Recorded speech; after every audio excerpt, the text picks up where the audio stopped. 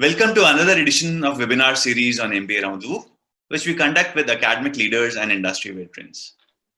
Today we have with us Dr. Prachi Gharpure, Director SVKM's NMIMS Indore, and we'll be discussing on the theme, Become a Professional but with Humane First.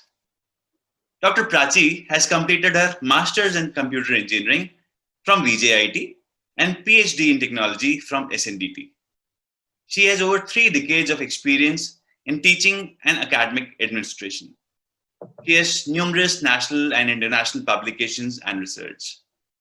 Dr. Prachi has also won accolades and awards to her credit, recent one being Higher Education Forum Award for contribution to information technology. A very warm welcome to you, madam. Thank you. Thank you very much. Pleasure is ours, ma'am. So I'll start off with the first question for the interview today, madam. Please help us understand why NMIMS Indore can be called as Gurukul of 21st century. I request your views, please. All right. So let me begin by saying what is my take on Gurukul first. The word Gurukul when you say, and why I can confidently say that NMIMS can be called definitely Gurukul.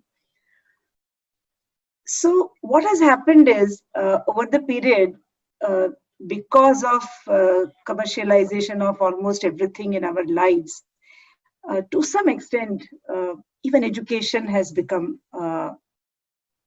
in the similar moved in the similar line. The major contribution, if I am slightly blunt about it, is the coaching institutions, wherein you simply go get that factual information that is required in order to clear an entrance exam and come home and then forget about that place. Whereas Gurukul, when you say, the Gurukul is a place where you belong. Definition of Gurukul used to be at a certain age the children would be sent there and they would live there in the same environment till such time that they have mastered either certain set of knowledge or certain set of skill set, and that's what was the definition or the perception of Gurukul was. Whereas now it is, I go there for attending those 4 sessions and I come home. We would like, and we have created a culture in NMIMS Indore which definitely creates a sense of belonging amongst. So it's not just that the student will be with us for the duration of the lecture session and then forget about us or forget about the environment which he was in for those 4 hours. No, he would immerse himself. That kind of environment is been provided. And how do we provide that environment? Academics, yes, that rigor is definitely there. But besides that, the connect that every teacher has with every student is unparalleled. So I can very confidently say in each of, so there are 4 schools at NMIMS Indore. Management school is definitely, since our focus today is majorly on management school. Every teacher takes an interest as a mentor, not only as teacher or not only as instructor, so to say, who is engaging that 60-minute session, but as a mentor to a set of students. And that, I think, creates a wonderful Gurukul-like environment, wherein may it be professional apprehensions that the student have, but sometimes we do have students coming and talking to us with very seemingly trivial, but for them very, very important personal issues. And we address them. We address them with a very keen ear given to them. So yes, I am very, very confident that we can call NMIMS Indore as the 21st century. And why 21st century? Because it's very, very modern in its otherwise outlook. So we don't have, we have a state-of-the-art infrastructure that exists at NMIMS, which is the best in this part of the country, in the central India, that we belong to. We, again, 21st century, because we have a very modern outlook towards engaging the student. So if you ask me, I'm not a teacher that people call. I would be more of somebody whom they can trust as their elderly friend, and connect in that respect. So that is what is the Gurukul come 21st century, because that's what a modern education with a modern infrastructure is what we give. So that's the reason we call NMIMS Indore as Gurukul of 21st century. Beautiful thoughts there, madam. Absolutely wonderful thoughts. Let me take this discussion a little deeper and ask you this question. How students are transformed as professionals at NMIMS Indore? Since we are calling it as Gurukul, how are you transforming them as professionals now? Okay. So what happens in the classroom is a subject knowledge that gets discussed. But what happens outside classroom is equally important, and specifically for MBA, I would definitely say that it is, I mean, classroom is just that 60 minutes of jam-packed session of knowledge transfer between the instructor and yourself. But apart from that, assignments that are given, the group projects that are given to students, the co-curricular forums that we provide to the student, which engages them with industry, with expert from the field, in a manner which is not only teacher talking and me listening. It engages them in a much more interactive and much more participative fashion. So there are events wherein the students would compete against themselves, sometimes intercollegiate, sometimes at national level, maybe to discuss the budget for that year, maybe to discuss what is the trend that is happening in stock markets across the globe, and how do they predict, or what is their take, why things are moving the way they are moving. Maybe how does a new, so we had recently a conclave, HR conclave, wherein it was very keenly debated and discussed that what is it that in the coming year, so looking at the current scenario wherein people are asked to work from home, they may have to suddenly adjust to a faceless team member whom they have never met and things like that. How do they cope up with such kind of situation? What should they be doing in order to enhance their own emotional intelligence such that they can still relate? Because believe me, it's very difficult when you connect. So for example, our first year student MBA class has started virtually. Right. And we had a virtual induction. We are having continuous meetings, they are having events, but still that human touch that we so much of yarn for and boost is missing. So when such a gap is there, and we don't know for how long that is going to exist, how do we still think like a profession? How do we still relate to my classmate as my future co-member or teammate in some professional organization, and be professional with it?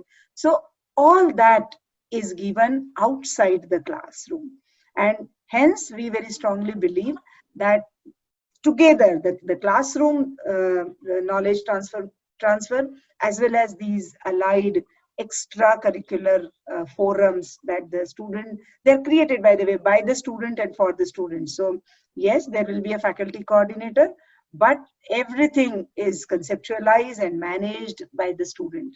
And to my mind, this ability to stand on your own feet, think through an event, plan it, execute it, make it success, creates a working professional out of you. And these all experiences are provided at NMIMS Indore. And hence, we believe that in 2 years of time that they spend with us, they transformed as a professional rather than a student. If they're fresher, then they're literally innocent students, just graduate, some IT graduate or some engineering graduate or some BCom or BBA graduate. But when they exit, they are expressing and thinking people, to which I call as professional. Certainly, certainly, certainly. Since we touched upon the emotional connect, since we touched upon the humane attachment, let me ask you this question. How academic ethos at campus shapes students to lead corporate life, but with humane touch approach? Right. So let me elaborate few things that I believe when we say we need to bring humane touch. What is it that we require to bring? The first thing that we have to realize uh, in any corporate world, and if I have to look at it as humane, is there are going to be conflicts, right? It's a world wherein I don't have two people thinking same, and if each of them have a conviction in their belief, then there will be conflicts. So this realization that things don't happen, you order and things will happen the way, or you have to always either fall in line or just give order. Both of these are not going to be true. If I have to really have a humane organization, both these things cannot be true. So we give them this understanding that you need to be kind of accepting the conflict and prepare them to deal with conflicts so that they are equipped to handle the corporate life. The second thing that when I say that the corporate need to be humane, why do we say, oh, it's robotic thing or it's automated thing? One quality that we pick up from a robot or from certain things which is automated is things are we depend on them. Things are dependable. So you have programmed them in a certain way and they will function in that fashion, right? So this quality of dependability is something which we have to bring in a humane organization, and hence I believe that we have to teach them to be dependable. If I mean, these are very small things you learn when you are a student. If an assignment deadline is some X time during the day, can I, as an instructor or as a professor, depend that, oh, all of them would be mailed to me in time, or I can shut the portal at certain time? People are dependable. It starts with that tiny thing of you doing your assignment with full commitment at that given time. So this is something that we definitely coach them for, that you become a dependable professional. People should come to you that if I go to this person, problems get solved or gets done. And to my mind, that's one quality that every organization look for when they are hiring. Can this person solve a problem? Can this person get a certain work done? And if you are dependable, that yes you can or yes you will be, then that's a wonderful way to become a professional. The third, when I say with human, or I have to bring that human aspect in corporate sector, a certain level of competition has to be there. I don't believe in it's okay, koi bhi jeeta cho bhi chalega, anything will, I am okay with the way I am. To my mind, I am not okay with that. If you are capable, if you have the capacity to build yourself, then you need to be able to compete. And that's how the world-class organizations are built, because they are competitive. They are able to stand across the cultures of the country, across the markets of the country, and still have their product or their services being accepted by multiple cultures. So this keen sense, I'm not saying cutthroat or you be unethical, but somehow you have to be, no, definitely not. That's not human again.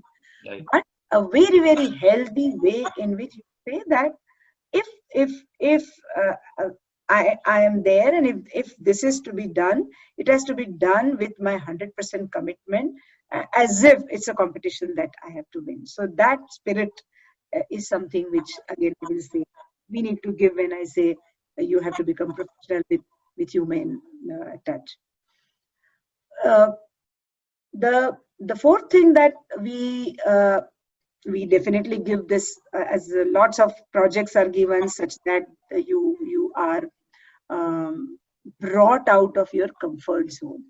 So to be able to work out of your comfort zone, one thing that I will tell, which bothers me specifically in MBA education, is we have become too conscious about verticals. Right. So I am good at finance. I have taken finance as my specialization, and that's all I know.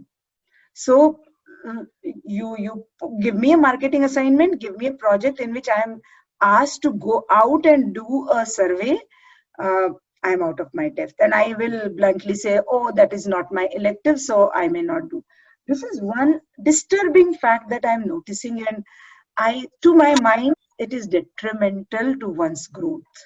Because most of the corporates are, yes, I mean, they would want you to master one or two skill sets, definitely, multiple skill sets, definitely.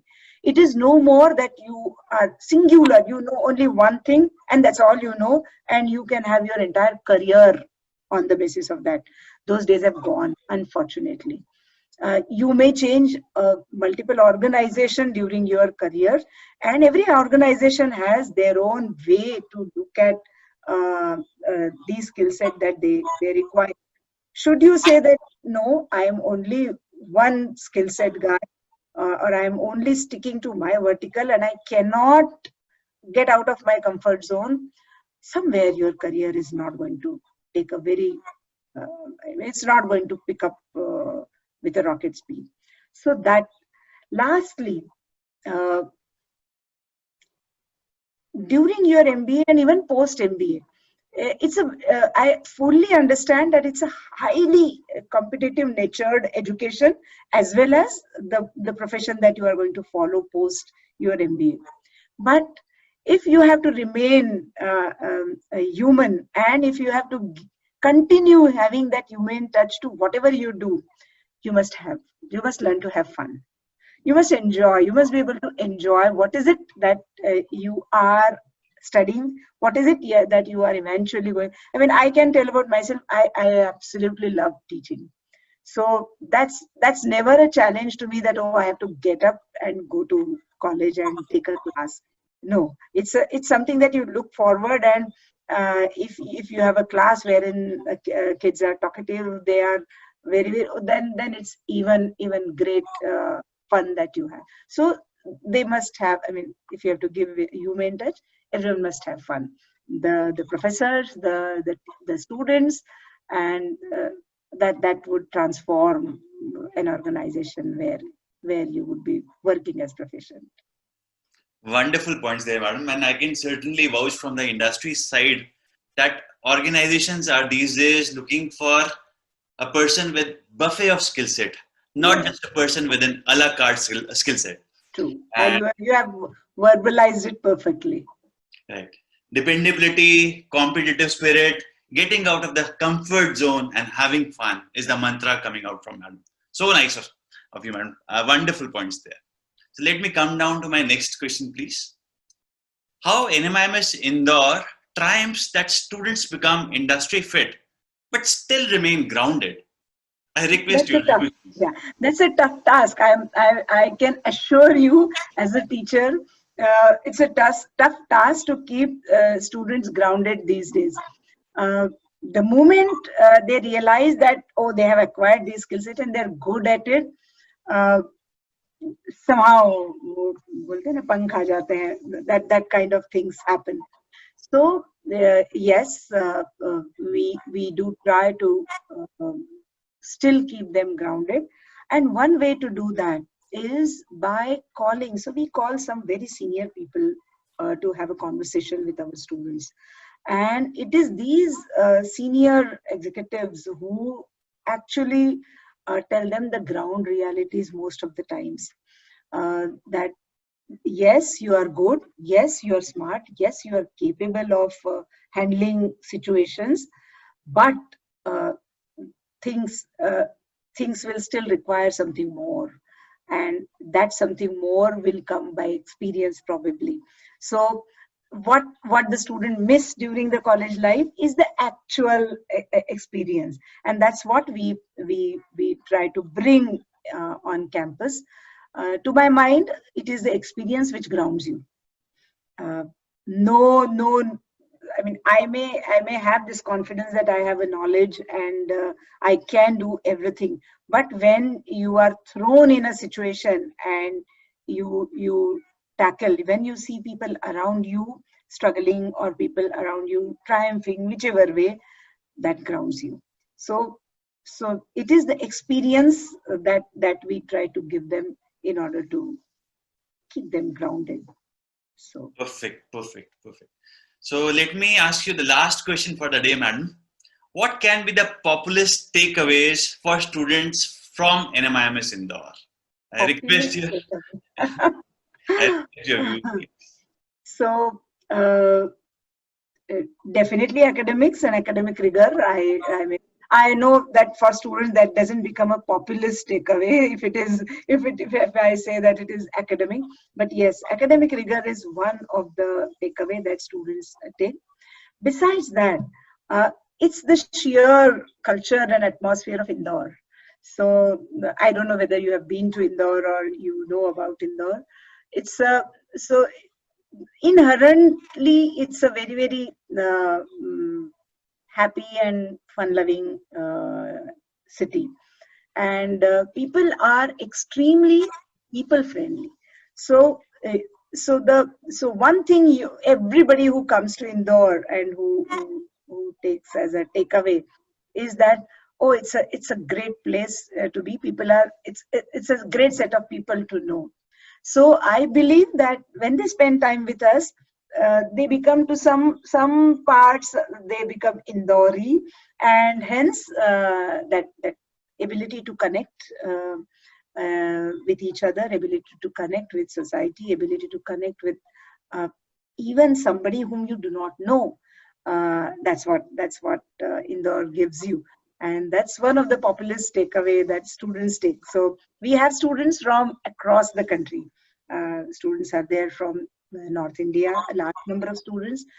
Students are there from Gujarat, Maharashtra, and all of them, when they come to this city of Central India, and then when they become classmates and friends, one of the things that yes they take away is, oh yeah, Indore is great, and NMIMS Indore is so people love food, people love to go out, people love to actually have gatherings, and believe me, NMIMS Indore students find ways and means to have such gatherings. So I continuously get as a director requests. So for example, today the university student, one of the cultural committee of university student is celebrating Diwali.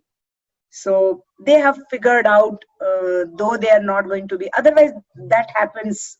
So we have a Diwali party, and students enjoy. They dress up and they actually meet each other. But today they have figured out how to still enjoy virtually. So we actually are going to have a Diwali party starting 7 o'clock today evening. So yes, one of the populist takeaways that it's a great life on NMIMS Indore campus. Wonderful. Academic rigor, human connect, the most crucial aspects of any MBA education are an integral part of NMIMS Indore. Thank you so much, madam. Thank you so much for taking out time and speaking to us today and sharing your views on My how pleasure. NMIMS Indore is helping aspirants become professionals but with humane touch. I'm Yes. sure your advice would be very beneficial for all the future budding managers. Thank you so much. Thank you very much. Thank you very much for inviting me on your platform, and all the very best to you for a fabulous growth. Thank you.